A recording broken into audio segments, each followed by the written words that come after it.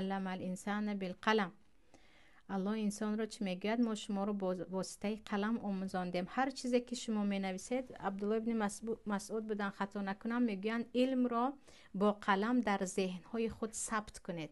هر امر معروفی که گوش میکنید که میترسید که فراموش میشود یا حدیث، زود یک دفتری خاطره داشته باشید، خاطره مثل خاطره که به آن می نویسید، بعد در یادتان میماند. اما اینکه چرا بعضی ویدیوها یا نوارهایی که میبینیم یا یک گپ‌های بیهوده در ذهنمون، البته که از طرف شیطان است، البته که از طرف شیطان است، از طرف نفس است. برای همین تماما به این چیزها حرکت کنید، نزدیکی نکنید.